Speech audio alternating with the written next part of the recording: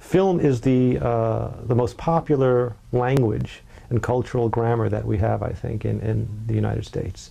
It is really the way we tell stories and the way we think about storytelling in our society. What better way, what more relevant way to think about Jewish identity for young people than to build scripts upon it? It's their vernacular. Film is how they see the world. My dad saw an ad for it in a Jewish newspaper. My mom was looking in the newspaper one day. She goes, "Oh, hey, look, this is a Jewish program. It's filmmaking." And I've been interested in film since I was like 3. Mm-hmm. So it was absolutely perfect for me. And there's an application process.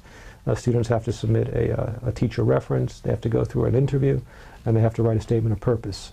So it's a serious, substantial application process. But if the student is committed, they don't have to have a background in film, but they must be, they must express a commitment to making and seeing a film through from beginning to end. We want students who are committed to being here every day for this month. I have a friend who actually took the class last year when it was just a week long, and he recommended it to me. This year, summer of 2007, it has expanded from previously being a 1-week program, a 5-day program, to now being a full month. We have teacher Devin Rattray, who's a working actor, and he was just on Law & Order this year. He's done numerous feature films as a featured actor. He also went to School of Visual Arts for college, has a degree in film. He's made short films. He actually has taught film production before. So he's a working actor who's on the production side as well, and he knows film because he went to school for it. So he knows the production side as well as being a talent. And we also have Deborah Resnikoff with us, and she's a tenure-track writing and film instructor, and she has an MFA from Columbia in film and writing. So she is a substantial writer. She does have screenplay credits, but she's also a career educator on the college level, and she's also taught Columbia summer writing workshops at Columbia University. So she's a really substantial educator. We've had some great guest speakers. This season we've had John DeQuino, who's a major camera guy. We've had Jeff Richmond, editor of Murder Ball and editor of Sicko. We've had Patricia Decker, who is director of recruitment at NYU Tisch School of the Arts. So we've had some really substantial folks who come in from different ends of the movie industry and film industry. We had them pitch. We had them do like Hollywood pitches, where they came in and they acted like we were like the 3 instructors, the rabbi and Deborah and I were 3 executive producers, and they came in like they were screenwriters pitching their movie. Okay, well, first off, we started with basic story structure, you know, a little bit of like Aristotelian theory thrown in. You know, we just kind of threw everything at them. I like to hear everyone's opinions about what they think should be in the script or what they think should be taken out, or their opinions on the characters we come up with. I like everyone's input into the filmmaking process. Well, we were talking about questions, and so then they told us to make a character and it has to include the answer to all of these questions. So everybody wrote a character. I mean, some of the questions were, how tall are they? Do they have any conflicts? Are they married, or how old are they? Things like that. Everybody's getting screen time. Some of them created their own characters. Some of them are acting in parts that were written for them. Well, I personally like acting, so I'm really excited about that. But after learning about the sound, I'm also excited about that. I'm looking forward to finally working with the equipment and hopefully meeting other people, because so far the people we've met have been pretty cool.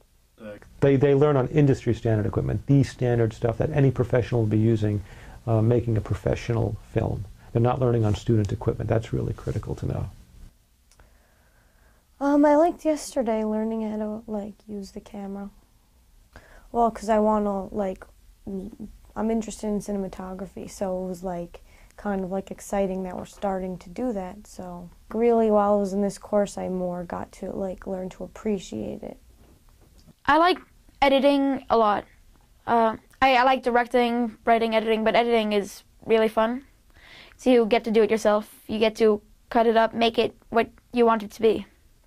They wrote this pretty much themselves. They developed the characters themselves, and they're playing the characters. and they're shooting in the environment that they created it all in. So it really makes for a very natural environment. They know each other. I mean, they're having lunch with each other. They're writing scenes together for each other. So they've become very close over this last month. I think working with other kids is better. It's easier. I've always been in sports, baseball, basketball, and you have to learn how to work as a team. Though we welcome non-Jews, and we've had non-Jewish staff and guest speakers and students, it's a Jewish organization, so the food served is kosher. The program does not operate on the Jewish Sabbath or on Jewish festivals.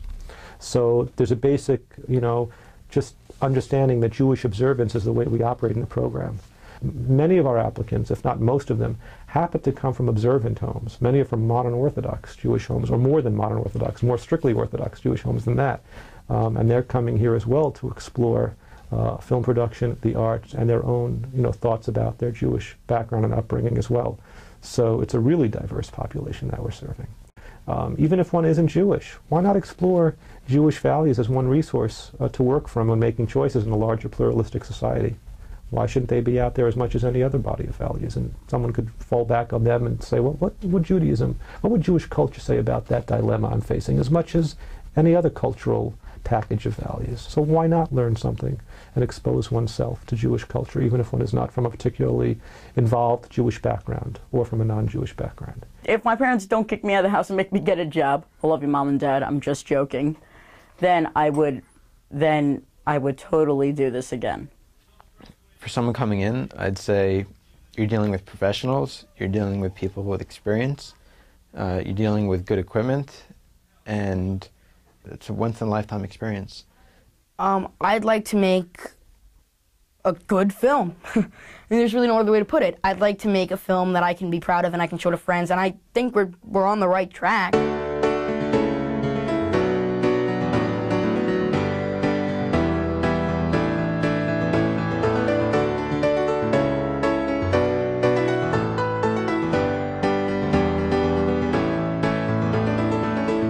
I think just that for a student to come here and is seeking a creative outlet in the arts and is serious and committed to exploring film, there's no better opportunity.